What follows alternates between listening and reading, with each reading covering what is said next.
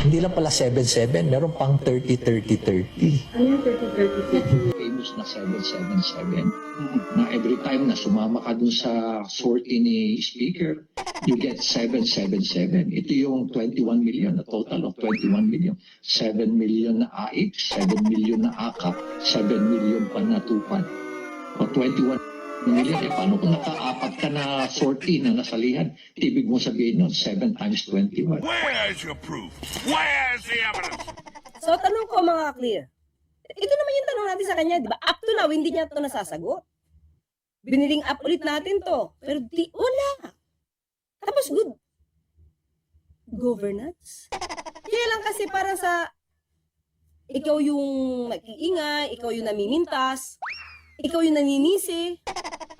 Pero ikaw mismo, wala ka nagagawa. Boom! Kailan pa to? Sige nga.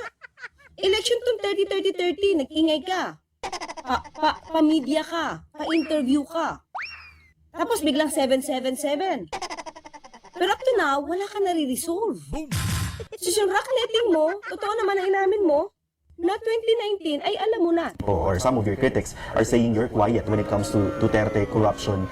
Specifically, isa po sa nabanggit dito ay yung rock netting issue dito sa Benguet na ngayon daw po, when you're being very vocal about corruption, hindi nyo nababanggit yung mga nangyaring corruption nung nakaraang administrasyon. Ano po ang sagot nyo doon? Mabuti na lang, Krista, nabanggit niya sa akin. Another kasinungalingan yan. No?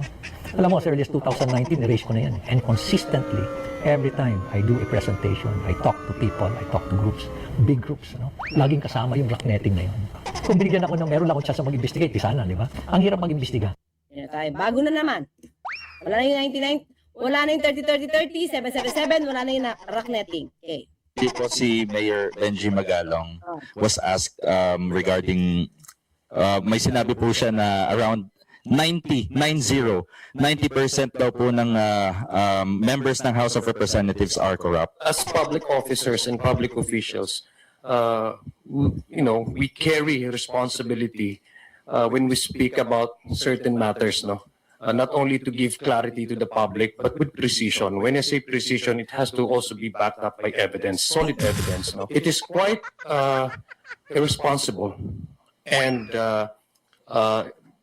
irresponsible and unfair to just brush the entire institution with single stroke and to say that 90% of the members are corrupt. Diba? Kung hindi ka pala ready, pangalanan, kung sino man yung tinuturo mo, diba? Huwag kang munang magsalita.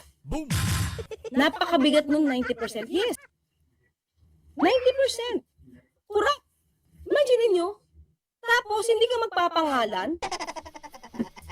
Pero, nabahiran mo na sila ng alingas-ngas. Ano sa tingin niyo, mga kri? Ba't niya sinasabi to? Ako, meron akong tingin mga kri. Ako, meron akong tingin. Gusto niyang bahiran ng hindi maganda ang house. Kasi nagka-take up at the time ng impeachment trial. So, kailangan niya, na hindi maging maganda ang tingin sa House at sa administrasyon. Diba? Mabagal daw. Imagine nyo mabagal daw ang pagpapaimbestiga. Samantalang yung rock netting niya, 6 years. Kaya nga siya kinall out ni Senator Trillanes. Huwag nilang ibahin yung issue kasi sinasabi niya ngayon, si Senator Trillanes daw ay ginagamit lang siya para sirain yung kabila. Diba?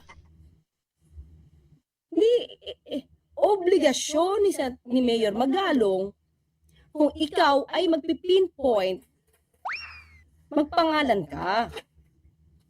Diba? Tama naman si Congressman Adjong. It's an irresponsible statement. Tapos hindi ka magpapangalan.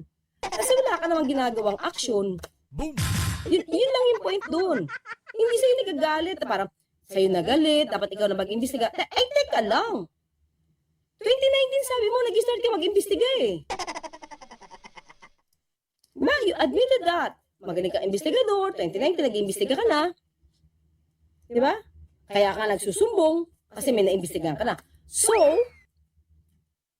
bakit kasi umabot pa ng 6 years? Bakit at the time na meron ka ng alam, naunahan ka pa ni Manny Pacquiao magbanggit ng pangalan ng Eric Yap? Boom! Diba? Hindi, yun lang yun eh. Yun yung point. Bakit? Hindi mo kailangan, kasi sabi niya dito, pagka siya presidente, kakasuhan niya. Long term. Well, dito na lang, what is your vision for the Philippines? Pag kayo naging presidente ng Republika ng Pilipinas? Well, first is to create siguro a government that is founded on good governance principles. Importante yan. Second is, kailangan matuto tayo. Kailangan maipakita natin na may political will tayo na i-promote yung tinatawag nating accountability. Kung sino talaga nagkasala, kailangan makulong. Kung ako naging presidente, papakulong ko lahat yan. Hindi mo kailangan maging presidente. Mukhang may balak siya maging presidente. Hindi mo kailangan maging presidente kasi si Senator Trillanes, again si Ray Malonzo, nagsasampa ng kaso, hindi mo kailangan maging presidente. Hindi kailangan maging opisyal. Hindi kailangan maging public servant. Kung kompleto na yung ebidensya, go. Ito. Si Senator Lacson, ano ginawa? Lahat ng dokumento niya, nag-ipon pa siya, binigyan niya agad sa ombudsman. Imagine mo, 2019. Diba? Mas okay daw sinabit mo na yan agad sa ombudsman kung kumpleto na yung papel mo. Yeah, mic check 1, 2. Ito ang boses ng katotohanan. Walang plastikan,